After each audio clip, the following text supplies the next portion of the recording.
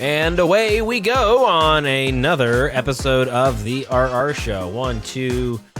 4 episodes. I've got 4 episodes, and they are all from, I guess we'll call them the crazy old people files. We got one from Tales from Retail, Boomers Being Fools, another one from Boomers Being Fools, and then Just No Mother-in-Law. So some good stuff coming up.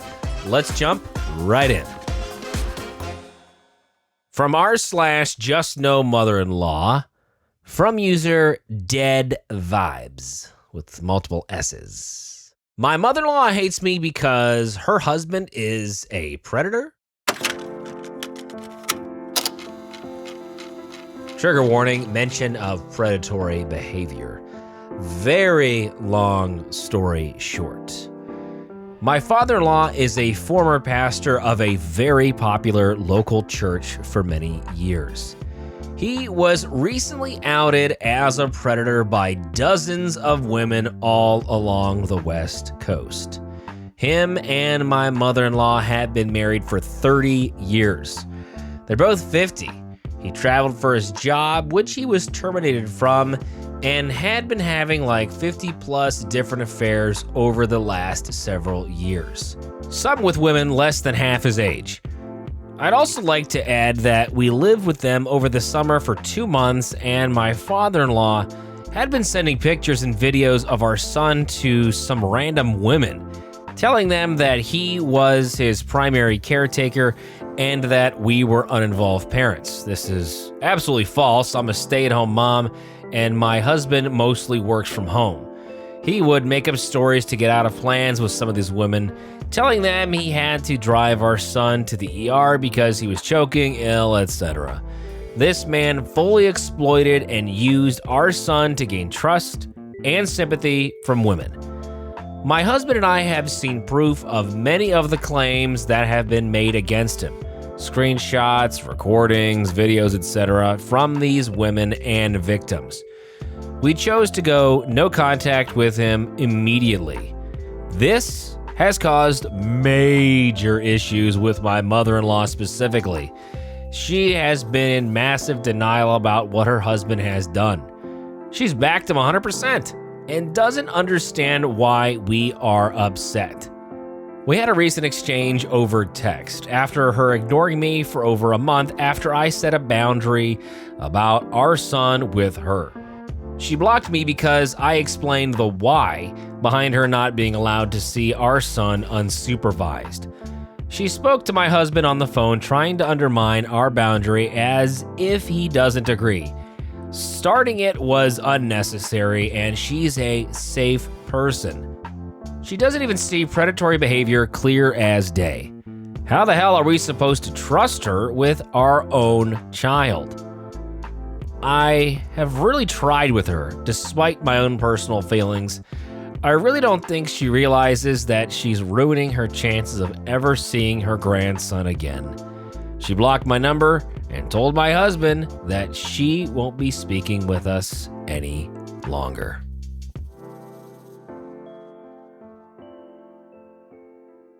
All right, let's clock in another story. This one from r/Boomers Being Fools. From Fred Tastic, spelled with a PH. MAGA Boomer gets schooled on flag rules. This story takes place in the USA during an adult training for Boy Scouts of America. About 7 of us adult students and 1 instructor. We start off with friendly instructions, and MAGA Boomer introduces himself and is seemingly very eager to refresh himself on flag rules and etiquette. The instructor starts talking about flag etiquette, how to display it, raise it, retire it, etc. MAGA Boomer gives a few nods to the instructor in agreement and confirms he thinks this is so very important and that everyone needs to know how to do it. During some small talk between the different sections of the class, our MAGA Boomer decides to tell everyone that he flies the flag on his flagpole at home upside down. There's a silence after that, but we try to be respectful. We're scouts, and being courteous is something we've been taught.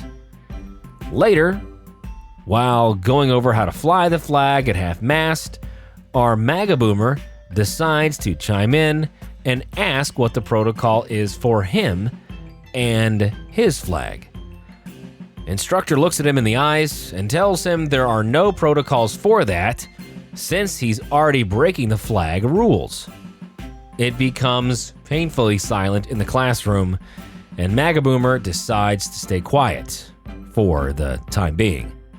Later on, during a discussion on proper displaying of the flag, our MAGA Boomer says that he believes the country is in distress, and that's why he flies the flag the way he does, and just wants to be respectful and not make a statement. Instructor once again looks at him in the eyes and says, "But you are making quite a statement flying it the way you do, and it's not correct." MAGA Boomer mumbles something about this is not the right time and place, and shuts up a final time and proceeds to pout the rest of the class. The instructor is my new hero. Footnote: a U.S. flag displayed upside down is a sign of dire distress in instances of danger to life and property.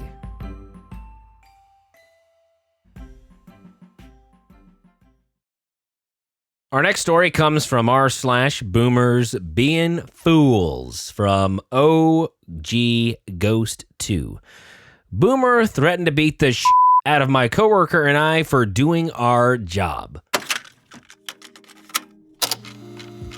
I worked a job where we rented out beach chairs and umbrellas and was working a location where I had a partner and we were both responsible for about 140 sets of equipment. A set is 2 chairs and 1 umbrella. It was just after COVID had ended, so everyone wanted to go on vacation at the same time. We're selling out of equipment every day. I had a friendly couple in their 30s with a toddler who went to rent 2 sets next to each other. They were going to pay for one, and the woman's parents were going to pay for the other. I had explained we need payment to make a reservation so they can wait for the boomers to show up, or they could pay for both sets, get seated, and have to pay them back later. The woman was super nice and was like, "My dad gets weird about us paying for stuff he has stated he'll pay for," which I get. I've dealt with many boomers in the job and understand how they get about money. Since the woman was nice and insisted that her parents would be right down and would be nice with a tip for us holding the equipment for them, I ended up letting them sit. Big mistake. Boomers ultimately come down late in the day with a few hours left before we close. I go to get payment and the boomer man is pissed. He doesn't want to pay for the day since he was not there all day. I explained that they were reserved for the day and he will need to pay. We go back and forth on this. They ultimately wanted to rent for 4 consecutive days. I explained that they need to pay for all 4 days and not 3. If they pay for 3, I will not set up equipment for them on the last day due to no payment. I also explained that we were selling out of equipment daily by noon. They would not get a set on the last day. Boomer man ultimately pays for 3 days, slashes the tip, and storms off. The last day comes around. It's hot out. Me and my partner are sold out sitting under our umbrella when Boomer man spawns out of nowhere. He comes under our umbrella and starts yelling at us that we have him over and that he would beat the out of us. This turns into everyone looking at these 2 college kids getting verbally assaulted by a boomer man. I ended up calling my manager over saying we may need police also. Manager looks at the situation and states we did our job correctly, but he needed to appease Boomer Man. He ended up bringing additional equipment to them from a different location. Me and my partner are pissed at both Boomer Man and our manager. We had done our job correctly just to get verbally abused and give this horrible person their way. That evening at our office, me and the manager get into it about him not protecting his staff. We ended up in a shouting match, and our big boss has to step in. He took my side on the issue, and my manager eventually apologized. He was new to his position and had the belief that the customer was always right. I actually grew to like him a lot as he got better at his job.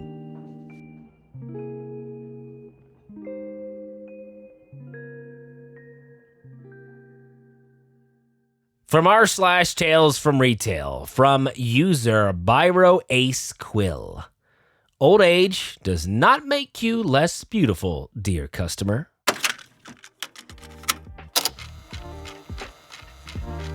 Pretty much all my stories of frustration are ones you've probably heard before, so I figured I'd post about a positive experience that I had. I work at a mid-range department store. It's not so fancy people are escorted around when they walk in, but it's nice enough we're encouraged to chat with customers on the floor and make their experience personal. Can I grab a cart for you? Let me know if you need another size. Are you shopping for a specific occasion? That sort of thing. I'm a social butterfly, so I adore this aspect of my job. A few days ago, an elderly woman comes in. We'll call her Barbara, not her real name. I welcomed her to the store, and she immediately starts up a conversation asking about my day, the weather, just small talk. We weren't very busy, and there was another cashier in my section for support, so I stepped out from behind my register to walk with her and let her chat. Myself and other staff do this often when we can. We get a lot of elderly customers who just need somebody to talk to. Our managers don't mind it as often as it creates repeat customers of these people, and coworkers don't mind because we usually have enough people on the floor to manage. As Barbara and I chat, we started to pass a section of clothing that catches her eye. This brand is exclusive to my store, so instead of calling it by its real name, I'll call it Cutesy. They make cute, comfortable, everyday clothes. Their staple is bright colors and thinner fabrics. We had just gotten the first batch of their spring selection in, and Barbara stopped to look at one of the shirts. Our conversation went something like this. Barbara, I really like the pattern on this shirt. I used to wear colors like this when I was younger. Me. Oh, what changed? Well, you're a very pretty young girl, so maybe it will be different for you, but as I start to get older, these sorts of clothes just don't look good on me anymore. Don't say that, Barbara. A shirt like this would look great on you. You're still very beautiful. Ah, thank you, sweet girl, but it's all right. I'll just stick to what I normally wear. Patterns like this are made for young people like you. This is a personal source of heartbreak for me, but I always hate it when older people believe their age is ugly. It's a side of unrealistic beauty standards that doesn't get talked about often, at least where I'm at. Older women buy wrinkle corrector, dye the white and silver out of their hair, and do everything they can to stave off evidence of their age until they give up and start to say to themselves, I'm just old and ugly now. Myself and most of my coworkers don't see things that way. Many of our customers have aged gracefully, and Barbara aged downright beautifully. So I pressed the issue a little bit. Are you sure you don't want just to try it on? You might be surprised. If you don't like it, we can put it back for you and find something else. Well, where's the fitting room? It's in the corner right there. Since we're already here, I guess, I just might as well. I really don't know about these sleeves though. They'll show my big flabby arms. That's not an issue at all, but if you really aren't comfortable with the short sleeves, Cutesy makes a few other shirts and dresses with that pattern that have longer sleeves. Oh, they've made a dress? Mm-hmm. It's hanging on the wall there. It's shorter, falls a little past the knees, but it has 3/4 sleeves that will cover your forearms if you prefer them covered. I'll tell you what, if you can find a large in that dress, I'll try it on just to see. I went over to the wall and happily retrieved a large for Barbara, who took it into the dressing room to try it on. As she did, one of my managers was passing by and stopped to check in on me.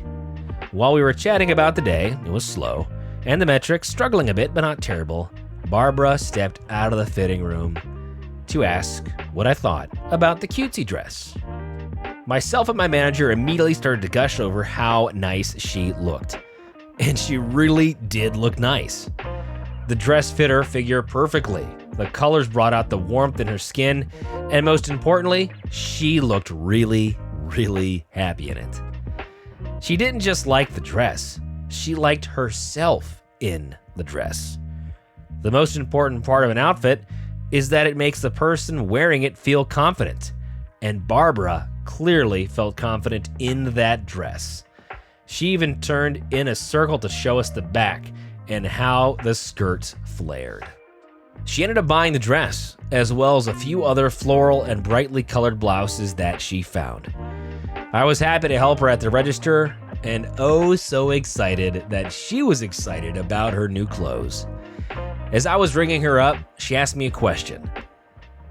"What's your name, young lady?" "Quill, ma'am." "Well, Quill, thank you. You made me feel about 40 years younger today." I hope you know I really mean it. You still look beautiful in bright colors. You still look beautiful regardless. I don't know if I believe that, but maybe you're right. I think I'll buy a sun hat to go with that dress, and my husband and I can go on a picnic. We haven't done that for a while. That sounds fun, and the weather's getting warm enough for it. We chat about the weather a bit more and her plans for the new outfit she got. The entire interaction made my day. I hope the next time I see Barbara, she has that sun hat she wanted.